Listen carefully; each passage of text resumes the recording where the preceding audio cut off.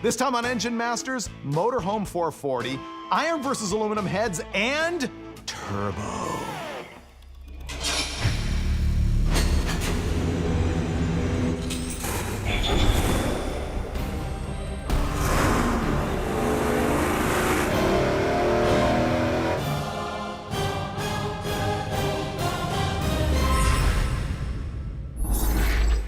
It's time for more fun with 440 power. So between Roadkill and Engine Masters, we have really turned the Dodge Motorhome 440 big block into a cult superstar. Think back to Roadkill when we built that General Mayhem 68 Charger and tore a 440 out of a motorhome to install in the car. Later on Engine Masters, Dulcich took the 440 that was in the dirt everyday Winnebago and cleaned it up and hopped it up. And between episodes 53 and 58, we ended up making 392 horsepower with a stock long block. And that was pretty good. Now we're going next level by backing up to begin with, because I assure you, this particular turd will not make 392 horsepower. This one's more worn out than our other ones that we've had. It's from a 1978 Dodge Crew Cab truck. This thing has like 7.2 to 7.4 to 1 compression ratio. Everything about it is stock with the exception of a Comp Cam's XE268H flat tappet camshaft and the valve springs to match. It'll have headers on it. It has an Edelbrock base performer intake manifold and a Holley 750. Now, what's gonna make this episode great is you're gonna learn a whole lot. First of all, we're gonna turbocharge it, because people keep telling us without low compression, it's built for boost. Well, we're gonna find out just how built for boost it is. Second of all, people keep asking me, how much better would those engines do if you put aftermarket cylinder heads on it? And we're gonna do that as well. So here's the program. First, we're gonna run this thing naturally aspirated as it sits right now. Second, we're gonna add a turbocharger. Third, we're gonna bolt on some Trick Flow Specialties aluminum cylinder heads. And then fourth, we're gonna add a turbo with the aftermarket heads. So look at all the stuff that you're gonna learn. How much does a turd bone stock 440 make with a cam intake and headers? Then you're gonna find out what you can do with a cheap turbo setup. Then you're gonna see what kind of power the aftermarket heads make naturally aspirated. And then you're gonna find out how much power it makes with a turbo and aftermarket heads. It's the episode that just keeps on giving. I should begin with an apology for bringing that into your shop. You deserve to apologize. That engine is responsible for single-handedly changing Westech's policy on junkyard engines. What's that? They don't come in the door anymore without hitting the hot seat first. Oh, okay, grease pit. That thing was hideous. I mean, there was literally chunks falling off of it. So. Yeah. Steve's OCD, so he cannot handle a drop of oil on the floor, much less that turd.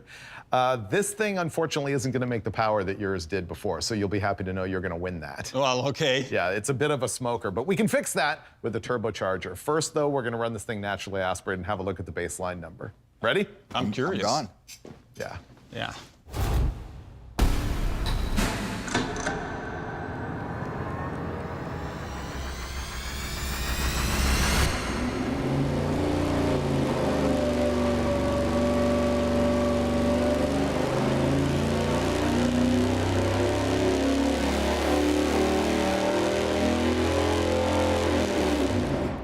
Wow, it's better than I thought. Here's our baseline power, kind of what's expected. 447.7 pound-feet of torque at 3,500 RPM, and an even 350 horsepower at 4,900. Now, the last time we did a Motorhome 440 was episode 58, and it made 392 horsepower, but some things were different. You had that thumper cam in it that had a narrower lobe separation and more exhaust side, and we had degreed it to perfection, and it had a Performer RPM intake manifold instead of the base Performer, and it didn't smoke like this one. I think I had a Street Dominator, single plane, for the 392 horsepower run. Yeah. Okay, maybe that was it, yeah. But nonetheless, a slightly different combination, which is why this one's down. It also had the magic touch of the Dulcich. You forgot that part. Okay, the next step is something I didn't really anticipate initially. We're gonna go install a Holley Street Dominator intake manifold, which is a single plane, because that's the unit I want to use for the turbos later. So we're gonna do an A/B test on the Performer dual plane versus the Street Dominator single plane. Yeah. Makes sense to me. Yeah. Let me go get it out of my Jeep.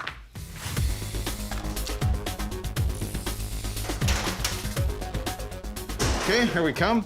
This intake right here is the first intake manifold I ever purchased. I got it at the street races in about 1986 for 50 bucks out of the trunk of some guy's car. So if it's hot and somebody has a stolen intake manifold over the past years, I apologize.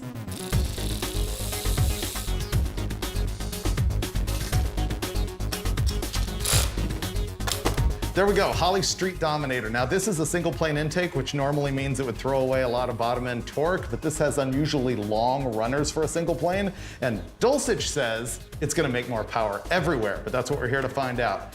So Steve's gonna fire it up, and we're gonna watch.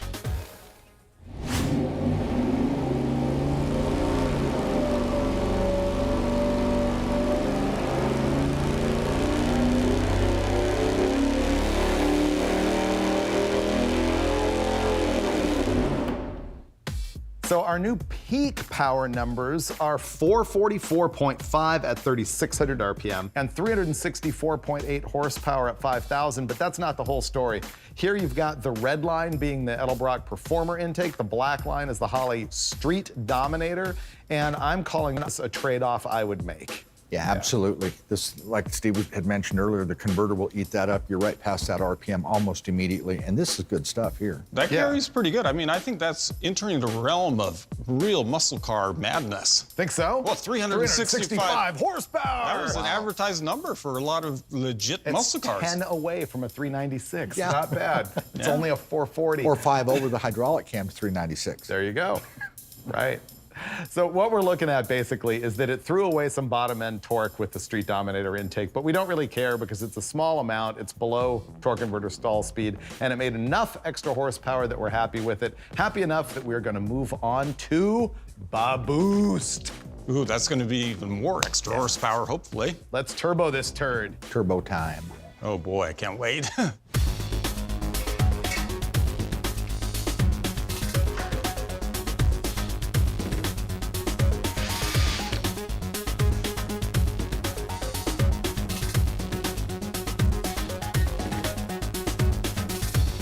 So here is our implement of boost. This whole contraption was put together by Richard Holdner, who tests here for his own YouTube channel, so you may have seen this before. However, we're running it with a different turbo, different intake manifold, and different cylinder head swap than you saw in his program. So he cobbled this just for dyno use. It doesn't fit any car, but it's pretty clever because it starts with stock Dodge 440 truck exhaust manifolds. They're not flipped upside down or anything like that. The hot side comes out of both manifolds, wise into the turbocharger, which is a Borg Warner S275. You can pick the eBay unit of your choice. It'll probably be similar, but we'd like the American-made unit there.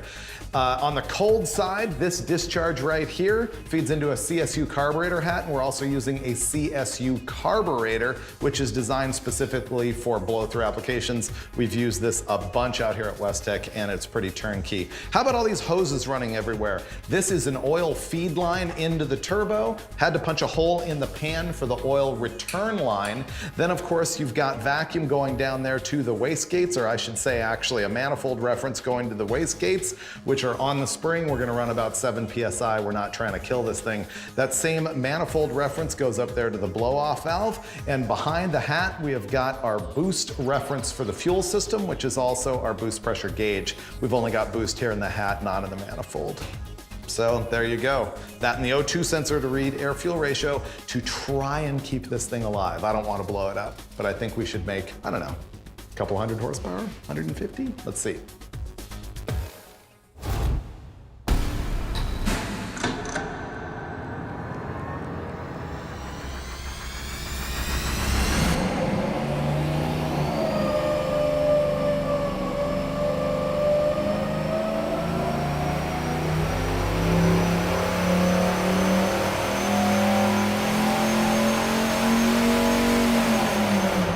Doesn't make it smoke any less, that's for sure.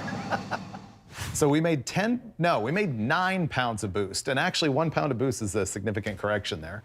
And it probably is gonna disappoint a lot of people, I think. You think so? Am I downplaying too much? Yeah. Okay, here's the news. It made 644.5 pound-feet of torque, which is wow, and it made 514 horsepower, which is probably people going, what? I thought you had a turbo. But the junk is stock. It's, you know, it's blowing smoke. It's got a tiny camshaft. It's got no cylinder head. Let's look at the curve and then compare it to naturally aspirated so you can see that this is actually a win. Wow. Wow. Wow on the curve. Okay. To be clear, in case you cannot figure it out on your own, these red lines are naturally aspirated. These black lines are under boost. So look at everything that went on here. First of all, how much torque did it pick up? From 433 to 632. So that's 200 pound-feet of torque. 200. How much horsepower did it pick up? 148. 148.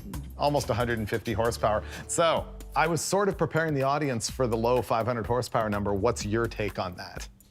Well, it just won't run out the back door. I mean, you're RPM limited, so to get a lot of power, it takes a lot of boost and a lot of cylinder pressure, and we didn't want to blow it up. I mean, we're at 8 to 9 pounds of boost, and what if we were at 14 or 24? We'd have an engine blown up. Yeah, probably you on get to the pick floor. your power, and we don't want to do that. Yeah. Can you talk a little about ignition timing and what we did here versus the compression ratio? As you compress or add cylinder pressure, the mixture ignites faster.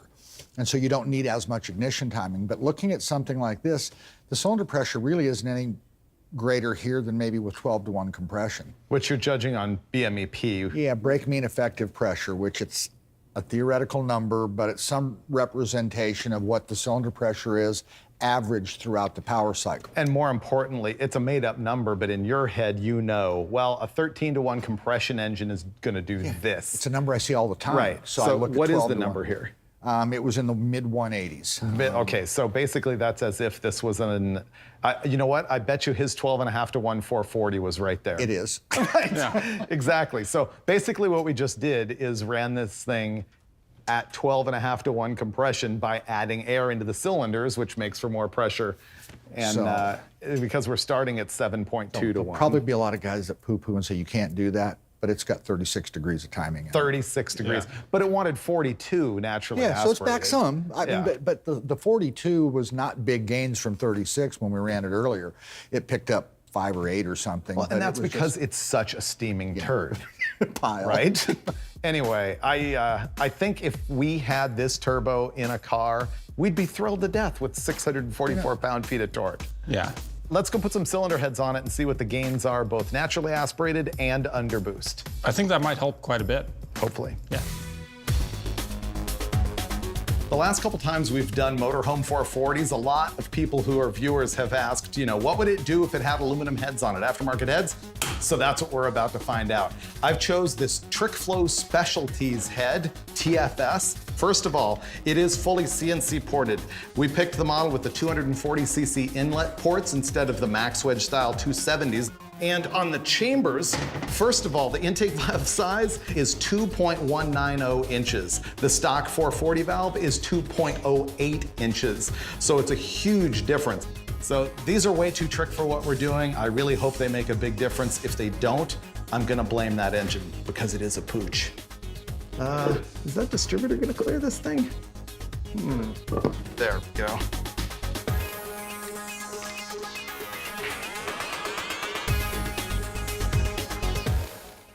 All right, that was kind of a lot, but we got our super trick cylinder heads on our super junk engine with our really nice roller rockers and everything, and I really hope it makes power. Guess that's it. All right, we got 3/4 of a point more compression. We lost weight, not that that matters on the dyno, and we got a way better flowing head. So we're gonna pull it now and hopefully it makes a ton more naturally aspirated power. Hit it, Steve.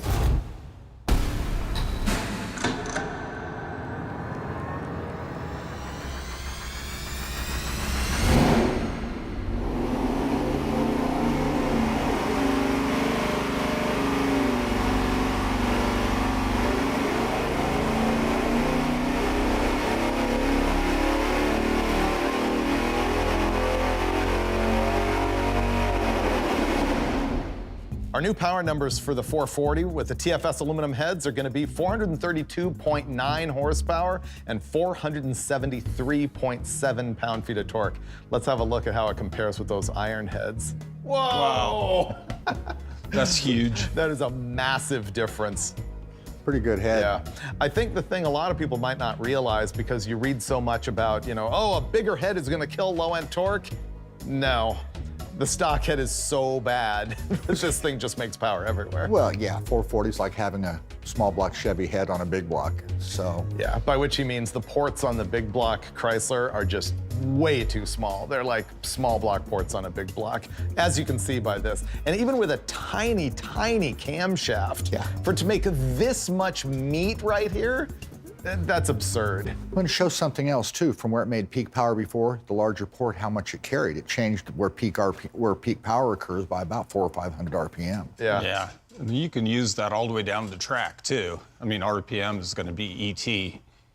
The great thing about this is that's a massive difference in power with no cost to drivability at all. No, none whatsoever. Right. Yeah, there's no downside to this swap.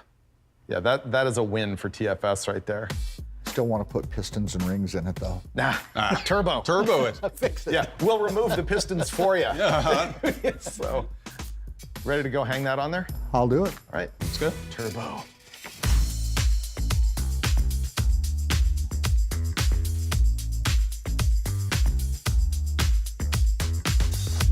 We're all dialed in with our aluminum heads with the turbocharger. We're gonna go see what this does. Fingers crossed for 600 horsepower and the short block staying together. Okay, go ahead, Steve. If it blows up, I hope he doesn't hurt my cylinder heads. Oh, I know. I hope it doesn't blow up. Me too.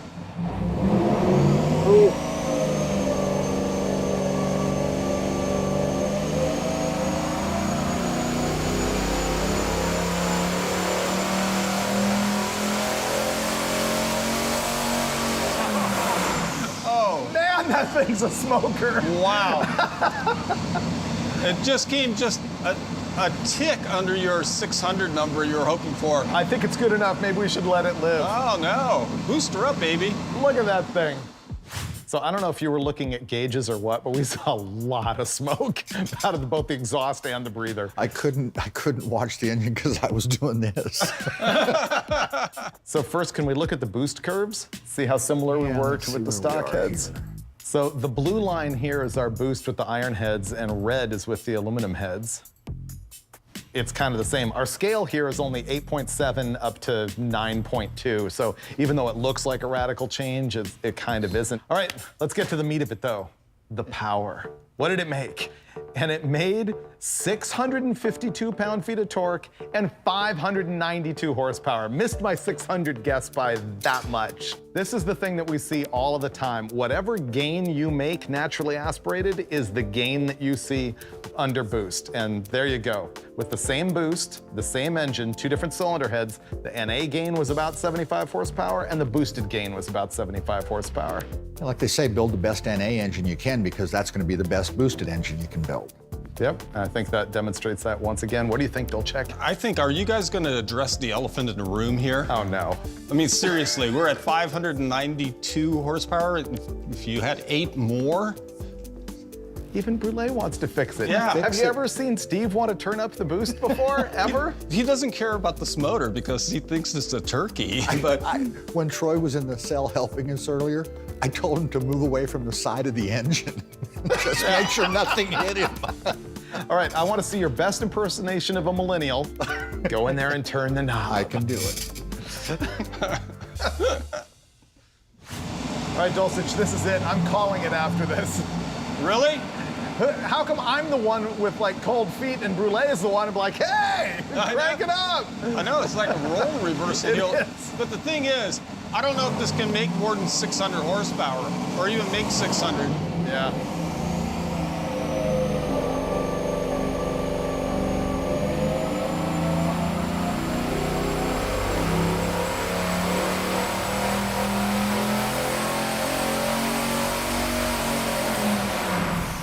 Piston rings are done. Yeah. They're over. She's had it, man. Not happening. Yeah, but literally the piston rings will not handle more boost. We keep cranking up the boost and the power keeps dropping. It's just blow by. That thing's had it, guys. We have fun though.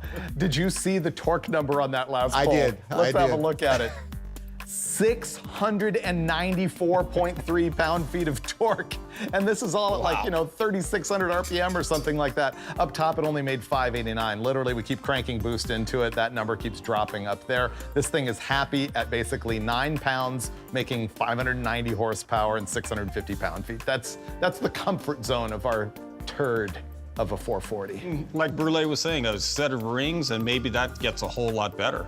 By the time I've got the bottom end apart for a set of rings, Yeah. I'm putting it together the right way. That makes sense. That's kind of the point is, we learned a lot here. So now with a fresh engine, then you kind of know where you're at already. Yeah. So We did see that turbos definitely make power. Well, and we also saw, once again, that NA power gains with the cylinder heads add right up to turbo power gains with the cylinder heads. At the same boost level, it makes the same increase. Cool. Yeah. Ready to wrap it up? I am. We can talk about you behind your back. That's what's gonna happen right now. All right. What's new? What's new?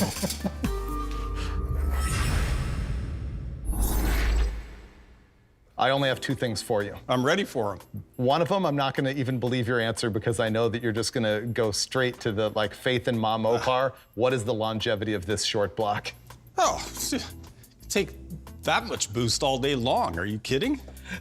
Look, this thing's pretty worn out, and we hammered it with 9 or 10 pounds of boost, and it's no worse. You really believe that the main caps and the rods are gonna take that over and over and over and over? The internet says the turbos are a lot easier on the bottom end at any given horsepower level, and I believe it. But at main caps, why do they make girdles and everything for the Mopars if they can actually just hang? Just for extra peace of mind and sell parts. All right? Okay, well, I'll give you this. We know that 440s survive at 600 horsepower and beyond all day long. I don't know about the 700 pound-feet of torque down at lower RPM. That's my concern. I gotta give you that one. Yeah.